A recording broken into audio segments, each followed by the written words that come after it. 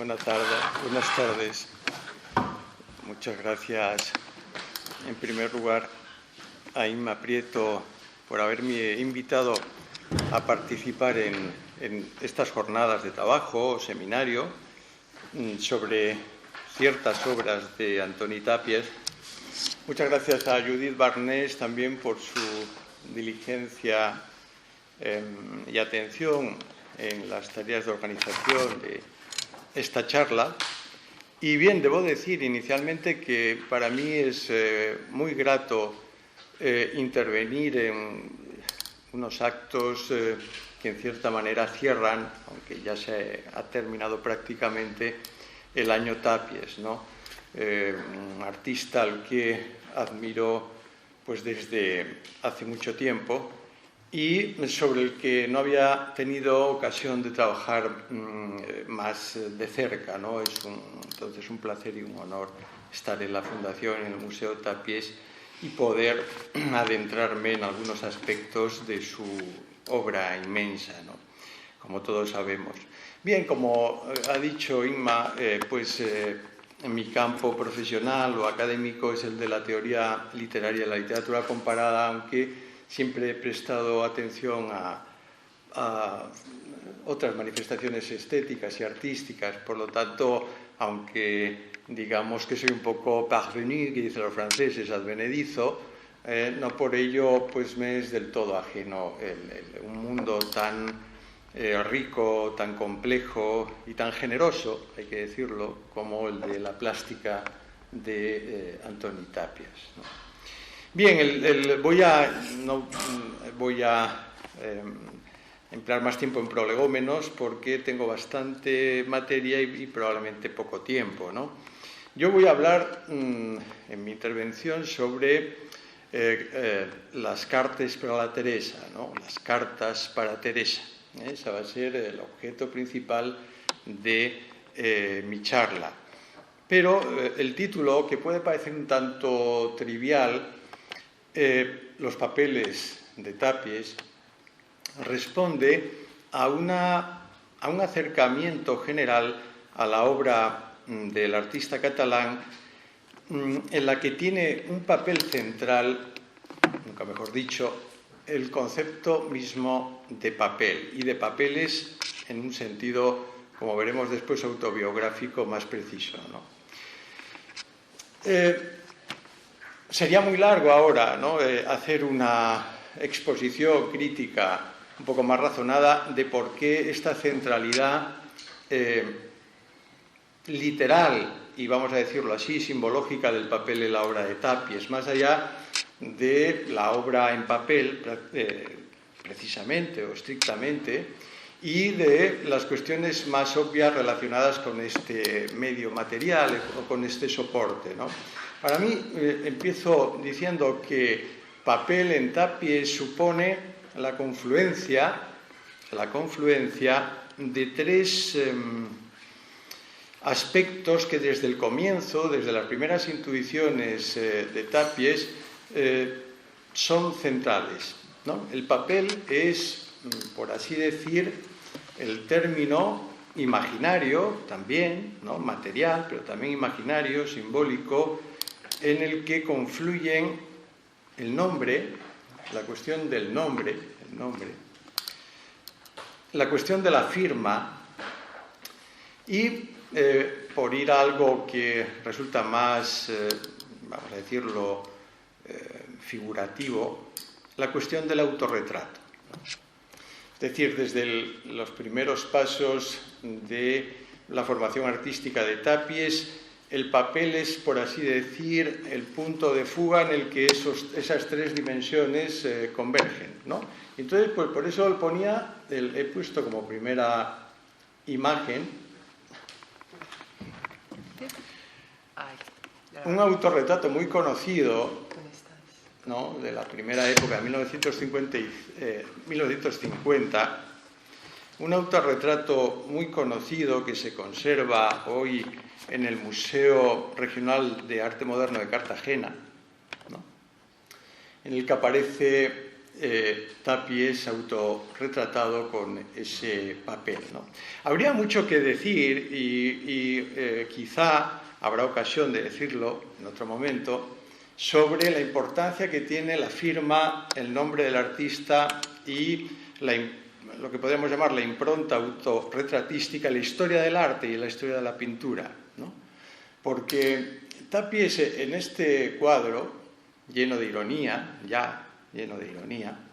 está rindiendo homenaje a toda una tradición que más allá de lo que podríamos llamar la angustia de la influencia con respecto a cierto surrealismo o a Dalí, sin ir más lejos, o a Magritte o a Ernst, o pongamos por caso el realismo mágico de la nueva objetividad, más allá del agón que haya en este subyacente en este cuadro, hay todo un guiño bastante complejo y fascinante a los orígenes de la pintura moderna, a los orígenes de la pintura desde los primitivos flamencos y los pintores del 480 italiano. Pero en esto no me puedo detener ahora. Simplemente lo indico como un subrayado de la importancia centralísima que desde el principio tiene el papel en la fantasía artística o incluso podríamos decir metapictórica de Tapies. Pero claro, todo esto del autorretrato, el papel, el nombre y la firma nos lleva de forma digamos que insoslayable al problema de lo autobiográfico, ¿no? Y nosotros vamos a hablar de una serie, o si quieren, del mismo modo que la serie Teresa tiene ese trasfondo, esa resonancia autobiográfica, las cartas para Teresa naturalmente lo tienen también, e incluso de una forma en ciertos momentos más explícita o más expresa, ¿no? El problema de la autobiografía, claro, en un pintor lo autobiográfico es inabarcable, este problema ahora mismo, ¿no? Desde luego, el autorretrato es uno de los testimonios autobiográficos más evidentes, más obvios en un pintor. Pero no solo. Como decía antes, hay una cierta obsesión en determinados momentos de la historia del arte por la firma del cuadro, ¿no? Y esto lleva también al problema de lo autobiográfico. Entonces, nuestro punto de partida podría ser este, ¿no? El de esa tendencia notoria a la inscripción subjetiva, en el arte de Tapies desde los inicios, ¿no? Por eso cabe hablar no ya solo del papel. Este papel daría mucho de sí si dedicáramos toda la charla a él, este único papel, sino de los papeles en plural. Porque cuando hablamos de los papeles es como The Aspern Papers de Henry James, los papeles de Aspern, ¿no? Que, por cierto, son los papeles de un artista también, ¿no? De un poeta. Cuando hablamos de los papeles de alguien, estamos hablando del conjunto de documentos, testimonios, legados, ¿no? Normalmente manuscritos, ¿no? Del sujeto en cuestión. Y, por tanto, los papeles de X, de quien sea, son siempre los vestigios autobiográficos o autotestimoniales de la persona en cuestión, ¿verdad? Por eso, en ese sentido, basta con pensar en los autorretratos juveniles, esa tendencia un poco incluso compulsiva de Tapies en los primeros años, entre los años 40 y 50, a autorretratarse, ¿no? Dibujarse, etcétera, etcétera. Digamos que es casi la culminación figurativa de esa pulsión autorretratística de Tapies, pero no solo, ciertamente, ¿no? Los autorretratos juveniles, la correspondencia, los numerosos ensayos en torno a la propia práctica creativa, la voluminosa autobiografía, memoria personal, ¿verdad?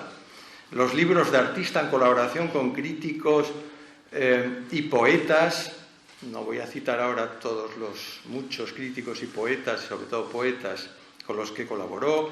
Las cartas para la Teresa, las dedicatorias, los homenajes, la escritura votiva que encontramos en muchas de sus obras.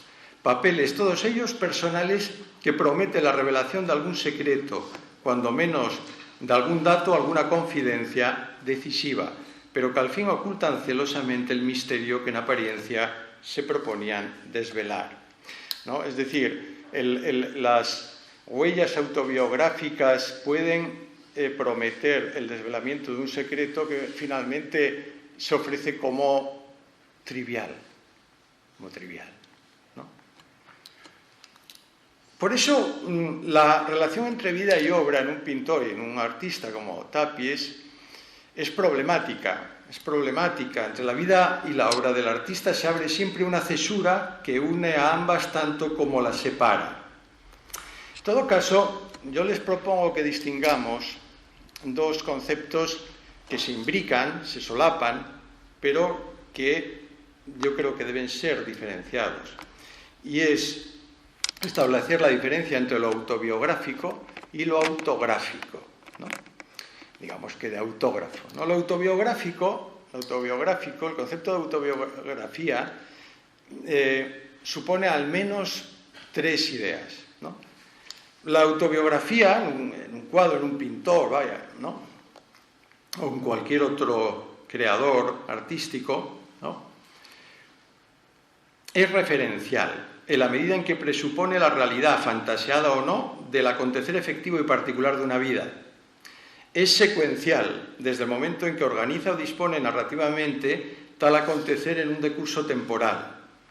Y es subjetual, permítanme este término, en el sentido de que implica la autoconciencia y la formación de la identidad empírica de una persona. Es decir, sin estas tres condiciones mínimas, no cabe hablar en rigor de un discurso autobiográfico en cualquier lenguaje al que nos refiramos, ¿no? Cuestión distinta es la de la autografía, ¿no? Lo autográfico.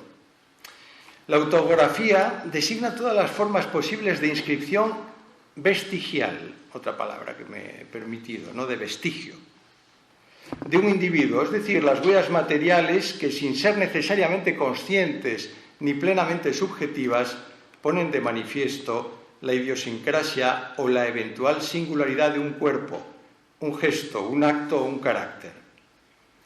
Todas esas marcas autográficas forman algo así como, por utilizar un equivalente de firma que existe en castellano, en otras lenguas se usa exclusivamente. Todas esas marcas forman las signaturas, ¿no?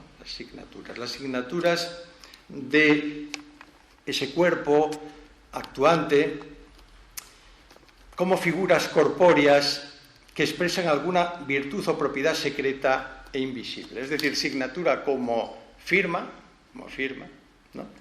Y como figura corpórea que, como acabo de decir, sugiero, insinúa alguna propiedad o virtud secreta o invisible de la cosa, del objeto, ¿no? Bueno, esta es la distinción un poco conceptual que me permito hacer de partida, ¿no?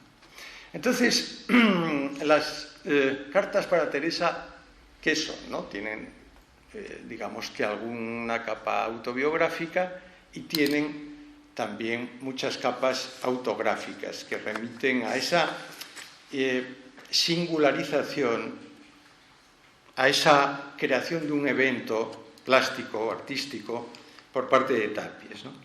Bien, vayamos a las cartas después de esta especie de introducción de carácter conceptual, ¿no? Y me gustaría empezar con una cita de Franz Kafka, de una carta enviada a Milena Jesenská a finales de marzo de 1922. Dice Kafka, es bastante impresionante lo que dice aquí, ¿no? Escribir cartas es una relación con espectros, y no solo con el espectro del destinatario, sino también con el propio espectro que se le va formando a uno sin darse cuenta en la carta que escribe o incluso en una serie de cartas. Bien, las 64 litografías con collage que Tapies publicó en 1974 bajo el título de Cartes per a la Teresa, ofrecen un ejemplo de correspondencia espectral. En ellas encontramos una extraña combinación de autografía y autobiografía, aunque es difícil decidir en qué medida llegan a compenetrarse las referencias vitales con el idioma característico del artista. No son propiamente cartas, pero tampoco cabe afirmar que no lo sean, o que lo sean solo impropiamente, como si fueran falsas o apócrifas. No carecen de ciertos convencionalismos que les proporcionan una apariencia epistolar, pero tienen mucho de simulacros prácticamente ilegibles a primera vista. Las cartas de amor, ¿no?, se supone que lo son estas, han sido y son un medium ideal para la relación erótica, y en el erotismo mandan siempre los fantasmas y los espectros. La lógica de lo espectral está gobernada por un régimen de doble negación que asedia la consistencia de todo dualismo. Un espectro no está presente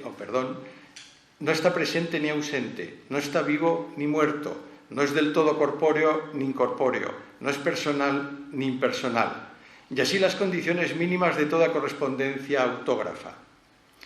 Emisor y destinatario están ausentes y al mismo tiempo presentes. Los dos son sujetos corpóreos e incorpóreos bajo la forma vicaria del papel y la tinta. Ambos, incluso muertos, siguen espectralmente vivos gracias a las palabras escritas que se han dirigido y que otros pueden resucitar en la lectura. Palabras que llevan la impronta personal de su autor, pero que se emancipan de él y devienen impersonales al someterse a las convenciones de un lenguaje compartido y a los clichés habituales del registro epistolar. Teresa Barba y Fábregas, la esposa de Tapies, habría sido la destinataria primera de esas obras que el pintor compuso hacia 1971. A modo de cartas de amor, misivas ni totalmente privadas ni del todo públicas, visto que refieren vivencias personales y sentimientos íntimos que, sin embargo, han sido expuestos a la publicidad, abiertos a un destinatario colectivo y anónimo que podrá recibirlos y leerlos. Por cierto, que he tenido el privilegio de ver las cartas para la Teresa en la carpeta de la primera edición de MAEC, de la Biblioteca Nacional de Madrid. Hay un ejemplar, el número 17 de la serie, que son 150, y puedo decirles que es una obra verdaderamente impresionante y fascinante, ¿no?, verlas en vivo, ¿no?, en ese formato grande y con todos los aspectos que no son apreciables en ninguna de las fotografías que yo he visto publicadas en la red, en Internet, ¿no?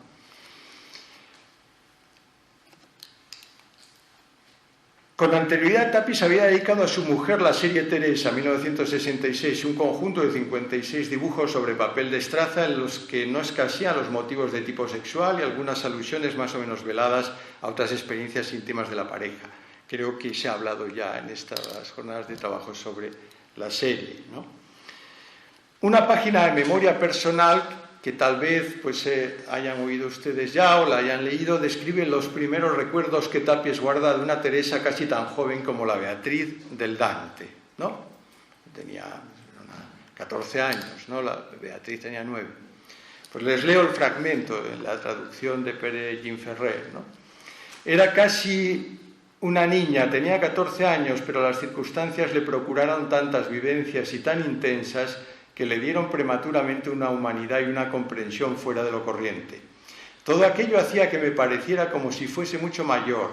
Progresivamente se me fueron despertando unos sentimientos tan hondos hacia ella que ya entonces, claro está, mucho tiempo antes de hablarle seriamente, decidí que si un día yo me casaba, tendría que ser con ella y no con ninguna otra mujer.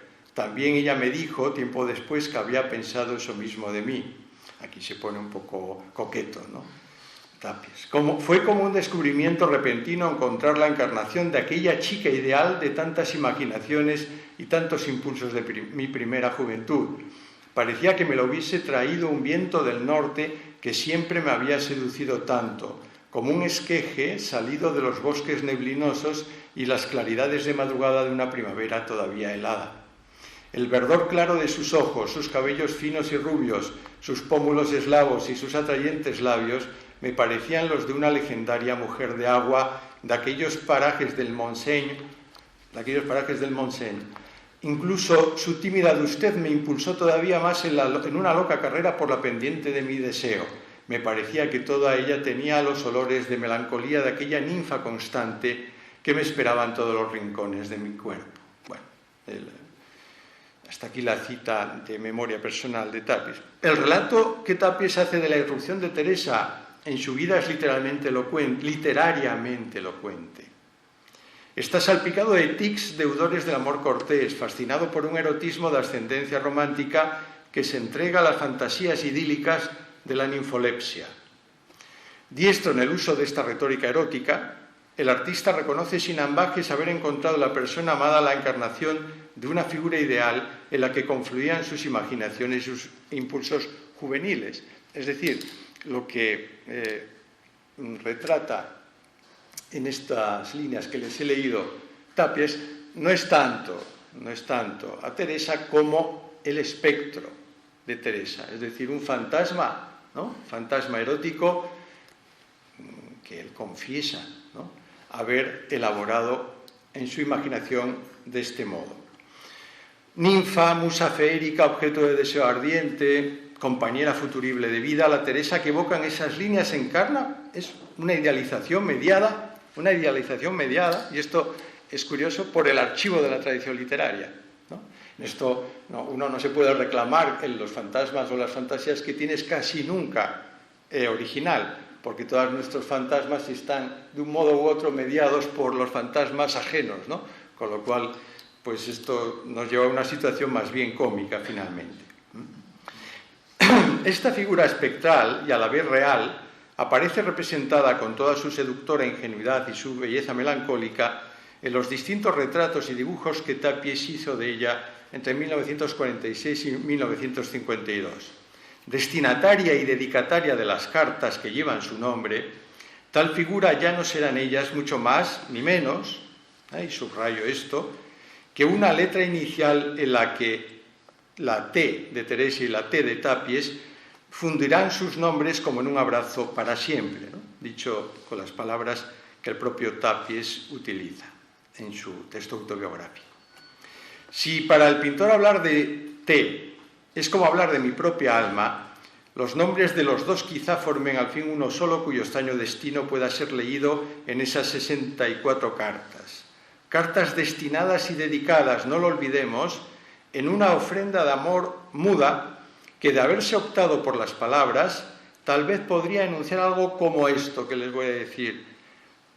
Esto no lo dice Tapies, lo digo, me arrogo yo la osadía, ¿no?, de decirlo. Te doy mi nombre, mi vida entera, que es la tuya, en estas cartas. Yo creo que podría ser el lema que pusiera, que podría haber verbalizado Tapies. ¿Hasta qué punto los nombres reales y espectrales cobran importancia en las cartas? Pero a la Teresa lo demuestra el hecho de que el factor inventivo de la serie consista en poner en juego la anfibología de un nombre común, carta misiva, carta naipe. A este doble significado habría que añadir un tercero etimológico, el de carta en latín como papel, ¿verdad? Disemia, un tanto naif, ¿no? Esto es lo que pone en juego Tapies, una disemia, una anfibología un tanto naif, bastante previsible en apariencia, pero ciertamente imprescindible para una comprensión general del diseño constructivo ideado por Tapies. Sobre esta ambigüedad nominal se funda pues un doble patrón de simbolización cuyos elementos seriales van mezclándose o entreverándose a lo largo de toda la obra. Lo que voy a hacer a continuación es algo que en realidad no toca, en mi opinión, el corazón de las cartas para Teresa, pero que es necesario hacer una especie de análisis de los elementos que las constituyen, ¿no? Entonces, refiriéndose al arte de Tapies, desde mi punto de vista, es altamente problemático hablar de signos, aunque él hablaba de signos, hablar de símbolos incluso, porque signo y símbolo son nociones metafísicamente cargadas, demasiado sobrecargadas, ¿no?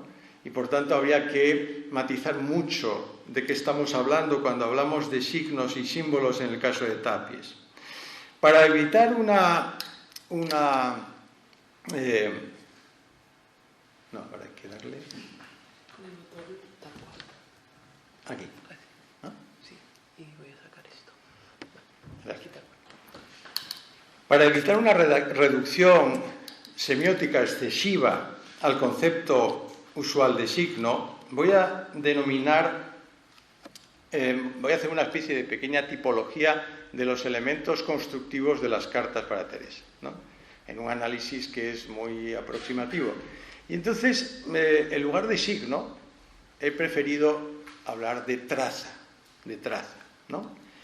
Y voy a distinguir, en primer lugar, qué es traza o qué son trazas.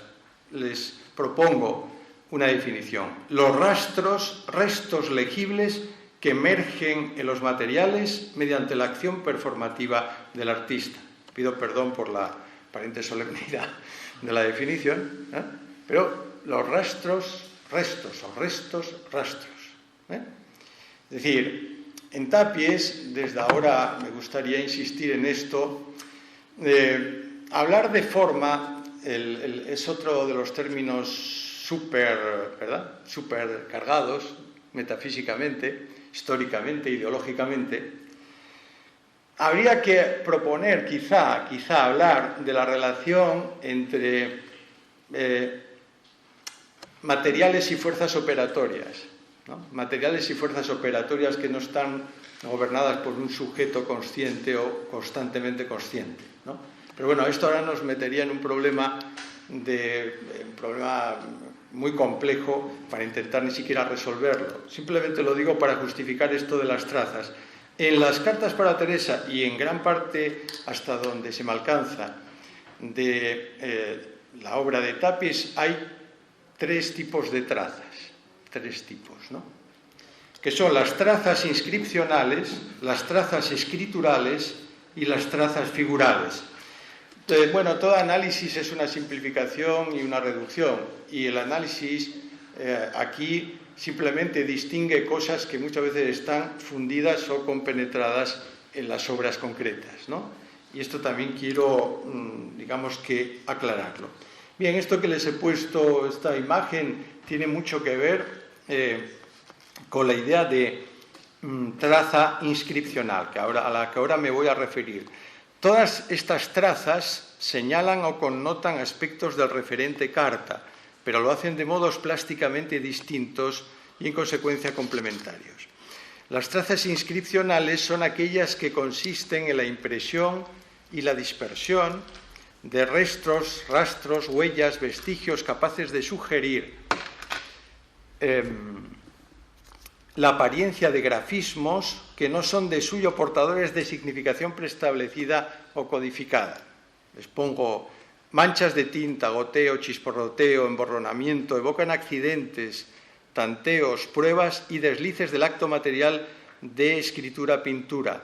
Se derraman sobre la superficie del papel como si obedecieran, por su fuerza de sugestión rítmica, a una intención secreta o a una recóndita armonía.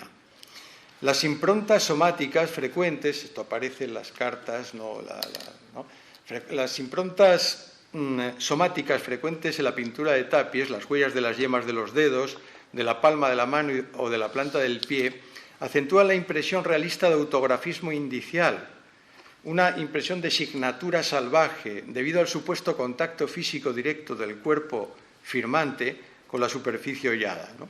Y además participan de un cierto efecto icónico propio de las trazas figurales a las que me referiré después. Los brochazos, las rayaduras, los garabatos en forma de largos bucles.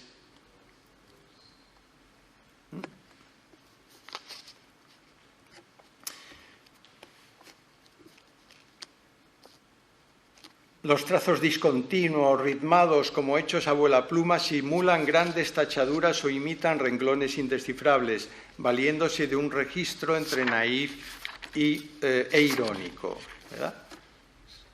Otras cosas que tenemos, ¿verdad? En segundo lugar, las trazas de índole escritural. Son aquellas que reproducen o simulan letras, palabras, nombres, frases en el código grafemático de la lengua y bajo la apariencia, sea auténtica o deformada, de una caligrafía personal, no pocas veces ilegible, reducida incluso a una especie de mala letra caricaturesca, ¿verdad? De esta clase de significantes depende en gran medida la denotación expresa del simulacro epistolar que contienen las obras, ¿no? Por ejemplo, esto efectivamente es a lo que me estoy refiriendo con el simulacro epistolar, ¿verdad? Las cartas rebosan de letras, mayúsculas y minúsculas, de firmas, rúbricas, nombres de pila, nombres de lugar, fechas, notas, apuntes rapsódicos. En una de ellas se repiten unas cuantas letras del abecedario. Aquí la tiene. Inscrito en una tosca cuadrícula, donde los nombres de los 3 hijos de Teresa y Antoni, Toni, Clara y Miquel, se mezclan sin orden aparente con otros nombres propios, con algunas palabras, entre ellos una interjección, jaja, o con caracteres, trazos y cruces componiendo algo semejante al borrador de una carta, en cuya parte inferior aparece además pues Barcelona, noviembre, ¿no? En otras, los nombres de Teresa y Antoni constan claramente escritos en una cuartilla que contiene una bizarra lista contable de los hijos, luego se la enseñaré. O bien las iniciales AT forman una sola rúbrica que sella una carta de amor ilegible, o bien leemos muy nítida la firma de Tapies y debajo el lugar y la fecha, Campins, 31 de diciembre de 1971. Luego, todo esto son estos simulacros epistolares a los que me estoy refiriendo.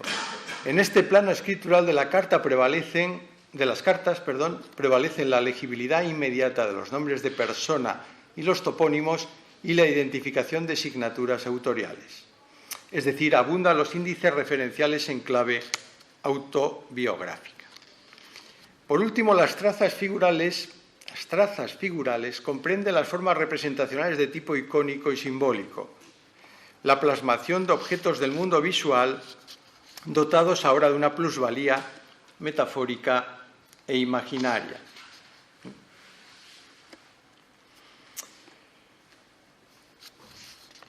Es el caso de los ojos y del pie, motivos frecuentes en Tapies que incluyen algunas de las cartas, o el de la mitad de una enorme cabeza que asoma en otra litografía, imágenes por lo general de un esquematismo tan depurado que se acerca mucho a las trazas inscripcionales, las primeras, sin perder su aire figurativo.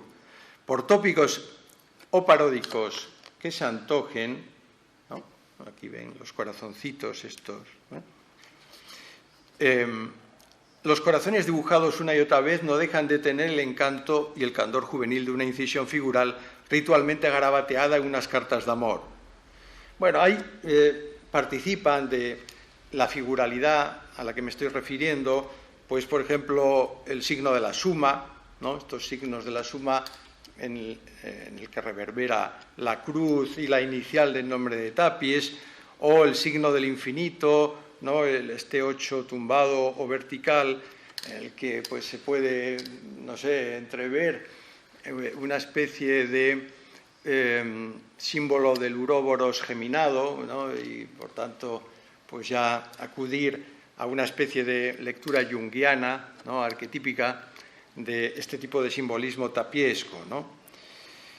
Mención aparte merece el gran trazo ondulado, ¿no? El gran trazo ondulado con forma de 3 derecho o invertido de la litografía que contiene el rótulo Arbre de Cartes, escrito en caracteres bien visibles, ¿no? Cifra y otra que también lo contiene.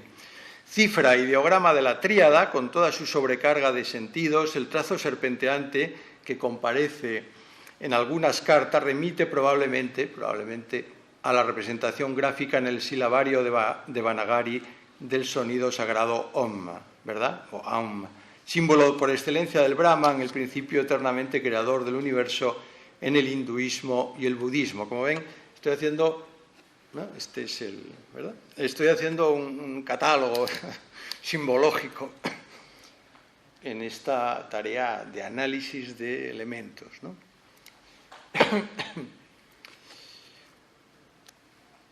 Esto, desde luego, quizá aquí hay personas más autorizadas o con mucho más conocimiento de la obra de Tapies.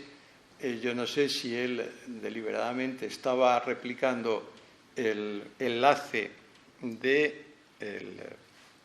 símbolo del Om en silabario de Banagari, pero si no lo hace, se parece muchísimo, en todo caso, ¿no? Se parece muchísimo. Y este tipo de asociaciones a él le gustaban, por lo menos a tenor de lo que dicen sus escritos críticos y teóricos, ¿verdad? A estos signos figurales hay que añadir, en fin, los collages de un sobrepostal abierto y manchado con las huellas de tinta, ¿no? Aquí está, ¿verdad? Un sobrepostal abierto y manchado con las huellas de tinta de unos dedos, un terciopelo rojo raspado, evocador del tapete de juego, una cuartilla cuadriculada que lleva escritos unos nombres y unas cuentas, ¿no? Una inquietante cuchilla de afeitar impresa. En las fotografías parece que está pegada, pero no, está impresa en la litografía. Vamos, que el objeto cuchilla de afeitar no está, sino su imagen, ¿no? Tiene una especie de trampantojo, ¿verdad? Una especie de trampantojo, o puede crear ese efecto casi. Sin embargo, el terciopelo del tapete de juego sí está, y está, pues eso. Un pañuelo blanco aplanado, lleno de pliegues fruncidos, ¿no? Del que hablaremos después, al final parece, ¿no?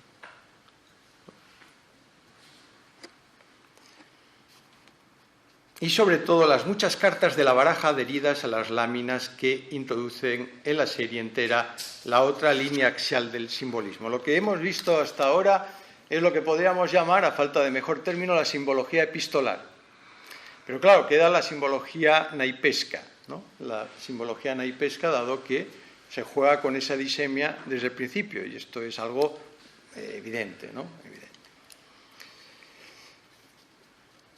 Al jugar con esa disemia entre carta misiva, ¿no? Carta postal, digamos, y carta naipe, Tapies no podía ignorar que lo único que vincula a esos dos objetos del mismo nombre es el material del que suelen estar hechos, el papel, y sin duda sabía que la decisión de recurrir al collage de naipes le comprometía a tener muy en cuenta la sobresaturación iconográfica de tales objetos, es decir, emplea un material que está muy contaminado, si quieren, o muy recargado iconográficamente y simbológicamente, ¿no? Más allá de la asociación entre dos cosas diversas propiciada por el significado anfibológico de carta, ¿qué sentido tienen todos esos naipes pegados en las litografías? Bueno, Heraclio Fournier, ¿verdad?, es el fabricante de Vitoria que él prefiere. Utiliza las cartas de la baraja española o de póker, ¿no? Las menos, las de póker, y baraja española las más. Bien, ¿por qué? Por la cercanía cultural de las barajas de Heraclio Fournier, ¿no? Por un lado. Y después, cosa que también es bien visible, porque las cartas de Heraclio Fournier al dorso llevan un símbolo cruciforme que él utiliza, pues, poniéndolo al servicio de su compulsión, ¿no? Cruciforme, ¿no? ¿Verdad? En las cartas.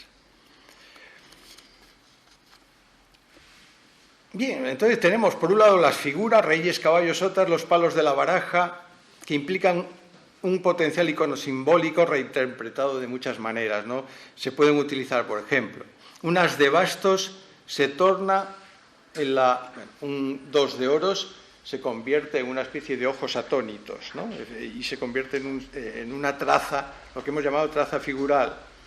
Un as de bastos se torna la metáfora cómica de un pequeño falo que apunta impetuoso hacia un gran culo puesto en trance de ser sodomizado. Es lo que tienen mucho mejor verlo que mi torpe explicación de esta litografía, ¿verdad? Los naipes se presentan y se disponen sobre las láminas de papel como si estas fueran mesas de juego y de dibujo al mismo tiempo, cartas tapadas, vueltas en grupos, separadas, medio rotas,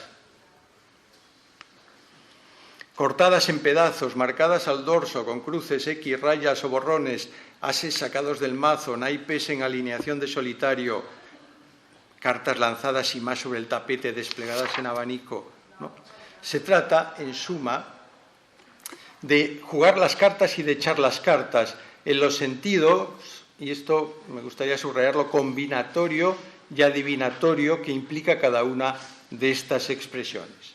En el último de los 5 fragmentos para Antoni Tàpies de José Ángel Valente, el poeta José Ángel Valente, fantaseaba al conjeturar que el artista hubiera empleado, ocultándola, una sola carta del tarot, la número 1 de los arcanos mayores, que corresponde al mago. Carta en la manga que pondría en movimiento todo el juego. Dice, les leo brevemente, Valente: Tàpies no ha utilizado ninguna de las cartas del tarot, salvo una, la primera de las 22 que constituyen los arcanos mayores. Esa carta se llama en francés Bateleur o Pagat y en inglés Magician o Juggler. Su nombre en la serie española, donde los arcanos mayores han desaparecido de las cartas de juego, sería el prestidigitador o el mago. Bien, Valente está fantaseando, está suponiendo que es la carta oculta que Tàpies utiliza en esta serie, pero no hay tal carta. Entonces esto a mí, a la hora de estudiar las cartas para Teresa, en principio me confundió porque digo, bueno, esta carta no está en la serie. Es simplemente una hipótesis interpretativa que, por cierto, por una especie de devoción intergeneracional, José Miquel Ullán, ¿no?, repite en un escrito suyo sobre las cartas para Teresa, ¿no? Ahora bien, hay una carta del tarot, sin ser del tarot. Hay una carta que Tàpies utiliza, ¿no?, que es el comodín, ¿no?, el comodín en la baraja de Heraclio Fournier. Pero claro, el comodín es la única carta, bueno, la única, estoy exagerando un poquito, ¿no?, pero es la carta que palmariamente, de las cartas para Teresa, la única carta en la que aparece un personaje que procede del tarot. Y ese personaje, que se llama en la baraja de póker Joker, ¿no?, comodín, es el loco, de Fool, le mât, del tarot tradicional. Un arcano preliminar o posliminar. Esto es muy interesante porque el mago del que habla Valente tiene el número 1, ¿no?, pero el loco tiene el número 0 o el 22, pero lo más frecuente es que tenga el número 0. Por tanto, es un arcano anterior a todos los demás arcanos, ¿no? ¿Y cómo se le representa? Se le representa como un vagabundo de aspecto salvaje que porta un bastón con una bolsa atada a sus espaldas, o como un bufón tocado con un gorro de cascabeles que sonríe mientras camina o anda a saltos y zancadas, ¿no? Esta es la carta que pega, ¿no?, Tàpies, la carta del Joker. Como vemos, es un bufón, ¿no?, un bufón que está dispuesto a jugar las cartas o echar las cartas con un fondo de un cielo estrellado, ¿no?, un cielo cósmico detrás. La litografía que contiene esta carta comodín puede ser leída como un retrato del propio artista. En ella el naipe, bueno, no hay que decir que en la simbología esotérica del tarot, el loco lo que representa es el caos, el preinicio o el inicio del inicio, la posibilidad infinita de la creación y cosas por el estilo, ¿no? Yo no digo que Tàpies tuviera todo esto presente, yo digo que esto es lo que significa este arcano del tarot que resuena o reverbera en el comodín. La litografía que contiene es un retrato, yo creo que es un retrato del propio artista. En ella el naipe adherido al papel está subrayado por un grueso punto debajo del que se abre un trazo curvo, rasgos característicamente tapiescos que sugieren la figuración del ojo pictórico como punto de fuga o null punct, ¿no?, punto 0. El 0 reduce a su misma cifra cualquier número por el que se multiplique, digamos que lo hace retornar al punto inicial, al vacío en el que descansa la pura virtualidad numérica.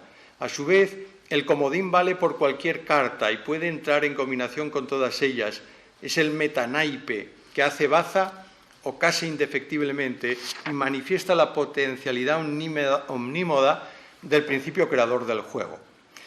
Desde mi punto de vista, en mi interpretación, toda la ironía del juego naipesco de las cartas predatoresas se concentra en la figura de este bufón del comodín, que es una carta transgresora, ¿no?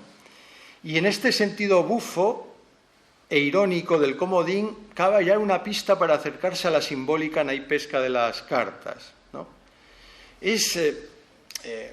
No tenemos tiempo para reparar en todos estos textos, pero en uno de los textos que a mi juicio es clave en la reflexión teórica, digámoslo así, de Tapies, Nada es mezquino, ¿no?, incluido la práctica del arte, Tapies hace una defensa encendida del juego y del juego de magia también, es verdad, de magia, como paradigma para entender de qué va esto del arte, ¿no? Y él lo dice clarísimamente, ¿no? La cuestión del prestidigitador, a la que aludía Valente, de forma fantasiosa pero lúcida, ¿no? Ahora, esto, ¿no?, este pañuelo es una litografía muy impresionante. Si la pudiéramos ver, pues, ¿no?, tal cual, veríamos que es mucho más impresionante todavía. Ese pañuelo digamos que a uno le puede sugerir un velo, pongamos, de novia, nupcial, ¿no?, o una especie de tejido de himeneo, pero también le puede sugerir, y es a mí lo que más me importa ahora, el pañuelo de Taur, ¿no?, o el pañuelo del prestidigitador, ¿no? Han visto a un mago con el pañuelo, ¿verdad? ¿No? De él caen, como vemos, los naipes, 3 a distancia desigual, ¿no?, vueltos, o mejor dicho, tapados, cubiertos, ¿no? Y el último, que es un 2 de corazones, vuelto, descubierto, vaya, ¿no? Bien, se puede decir, es la díada a la que antecede la tríada, y podemos hacer todo tipo de averiguaciones numerológicas, etcétera, etcétera. Bueno, la tríada, la díada, tal, el 2 de corazones, la pareja que se encuentra y tal. A mí lo que me interesa sobre todo es la expresión de una lluvia aleatoria en esta litografía, de una lluvia aleatoria, porque con todo esto quizá un poco árido que les he estado contando en el análisis de los elementos simbólicos que entran en juego en las cartas, ¿no?, pues no podemos olvidarnos de a dónde conduce todo esto. Conduce a lo que podríamos llamar la cosmovisión creadora o artística de Tapies. Y esa cosmovisión tiene que ver precisamente con las ideas de juego y aleatoriedad, ¿no? Es decir, en el juego tiene lugar el encuentro de lo fortuito y lo necesario, del que depende la posibilidad del acto creador. Y el Joker de Tapies retrata menos al artista que al espíritu de su proceder. Jugar las cartas es tanto como ocasionar acontecimientos singulares e impredecibles a partir de unas reglas combinatorias mínimas y un repertorio limitado de elementos, ¿no? La fascinación que ejerce el juego de azar se debe en buena parte al hecho de que encierra un paradigma cosmológico en miniatura. Ese paradigma se resume en esto: el universo de la necesidad contingente. Una serie indefinida. O sea, esto es una baraja, ¿eh? Lo que ahora les voy a tratar de definir en términos muy abstractos. Una serie indefinida de eventos imprevisibles que tienen lugar de acuerdo con una serie definida y finita de reglas y un elenco de elementos predecibles. Eso es también un abecedario y eso es también el sistema fonético o fonológico de una lengua, ¿verdad? Un conjunto limitado de elementos y unas reglas combinatorias, ¿no? No voy a reparar ahora en el árbol de las arbre de Descartes y el árbol Scientiae de Jules y todas estas cosas. No voy a... Dejemos esto, aunque ciertamente Tapies prestó atención. Simplemente me gustaría citar un fragmento de su autobiografía, de la de Tapies, claro. De cara a mi trabajo se me hizo urgente entonces, en los años 50, recomenzar no desde cero, pero sí tenía que volverme a enraizar y replantearme ineludiblemente muchos procedimientos que ya había vagamente intuido en mis inicios a través del surrealismo, etcétera, ¿no? Dando más cabida otra vez a muchas de las técnicas que se valen de los impulsos imaginativos, inconscientes, anárquicos, como la utilización del azar, de los accidentes, de los errores. El azar, los accidentes y los errores están, según dice él, y yo creo que es lúcido, en el origen del arte de Tapies, ¿no? Bueno, Mallarmé, ¿verdad? Coup de dés, la tirada de dados de Mallarmé, poeta dilecto de Tapies, al que cita con frecuencia. Pero lector temprano de Breton, Tapies está evocando en las líneas que les he leído el postulado preeminente de la gnosis surrealista. Y el postulado principal de la gnosis surrealista es el azar objetivo, ¿no?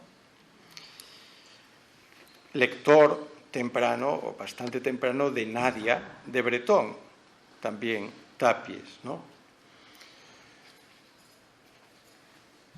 Aún así, no se trata tan solo del azar como confluencia de una serie real objetiva y una serie subjetiva intencional. Esta es una de las definiciones que Breton utiliza del azar objetivo, ¿no? No se trata tampoco de una necesidad externa que repentinamente se abra paso en el inconsciente, revelando el secreto o trasvase entre la psique y el mundo externo. Tapies va más allá. El hallazgo de su peculiar idioma matérico, del que tanto se ha escrito y hablado, es inseparable del descubrimiento consciente o intuitivo de la necesidad aleatoria que pone en juego el principio operativo de su práctica artística. Él mismo lo cuenta. Dice, hasta entonces, 1953, en este estado de espíritu, toda la serie de pinturas que se encuentran, toda la serie de pinturas que se encuentran impregnadas de alusiones a la combinatoria de elementos materiales, meditación epicúrea al mundo interior. Es interesante que una de esas obras se llame Meditación epicúrea, porque se ha hablado mucho del materialismo de Tapies, ¿no? ¿Y cuál es el materialismo de Tapies? ¿No? Se ha escrito mucho sobre esto, pero no se acaba de decir cuál es el materialismo de Tapies. Y, por ejemplo, ¿y qué se entiende por materia? Es decir, la carga de la prueba está en quien utiliza estos conceptos. ¿Qué se entiende por materia? ¿No? Cuando se habla de materia y de lo matérico en Tapies.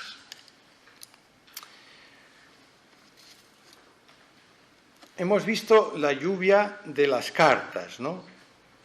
La mención de Epicuro resulta especialmente significativa. Si en el cosmos epicúreo los factores primordiales son el vacío, los elementos materiales y la contingencia primordial que Lucrecio denominará después clinamen, el materialismo que Tapies reivindica crea un mundo en el que esos tres factores permanecen en lo esencial vigentes.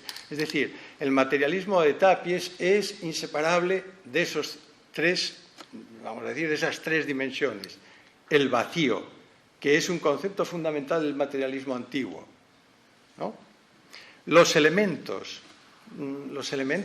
los griegos los llamaban stoicheia, y elementos podían ser la tierra, el agua, el fuego, etcétera, pero podían ser también las letras del alfabeto o los sonidos de la lengua. Recibían la misma denominación, ¿no? Y después la contingencia. La contingencia es un postulado fundamental del materialismo epicúreo, luego lucreciano, y de una corriente subterránea del materialismo que el último Althusser ha llamado materialismo del encuentro, ¿no? O materialismo aleatorio.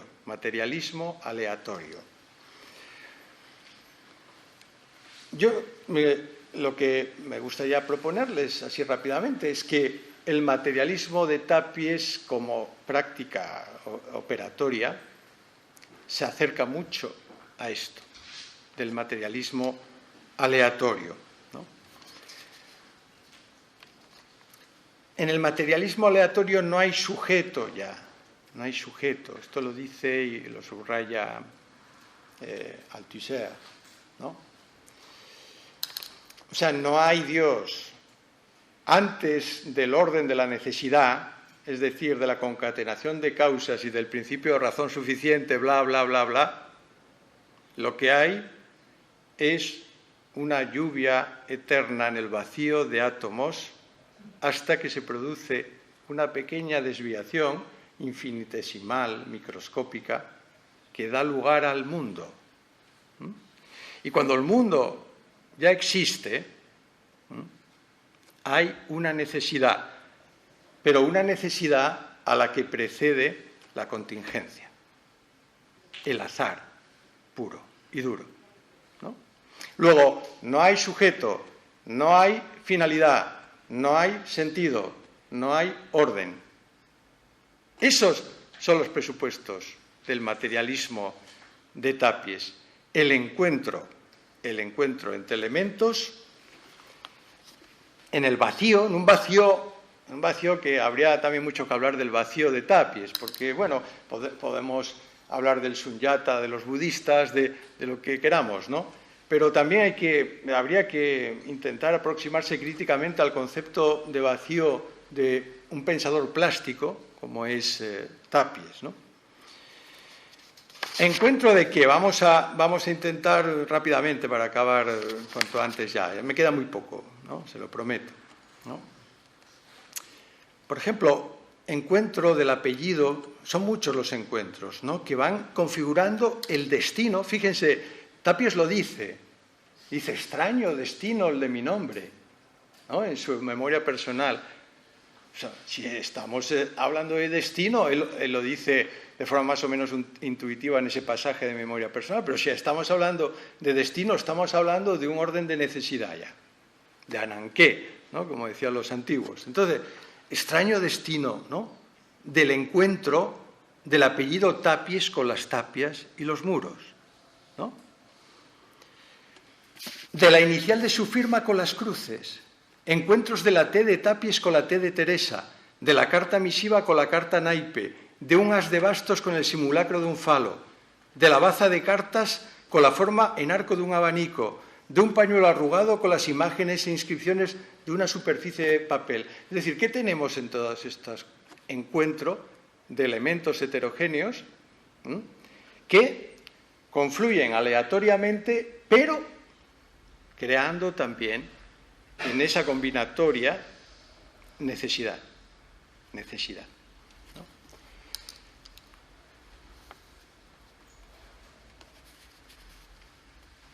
En una entrevista, una de sus últimas entrevistas como filósofo, Althusser, con una filósofa mexicana, Fernanda Navarro, al hablar de la materialidad y del materialismo aleatorio, decía Althusser esto: esta materialidad, decía, puede ser bien diferente de la del físico o del químico o del trabajador que elabora el metal o la tierra.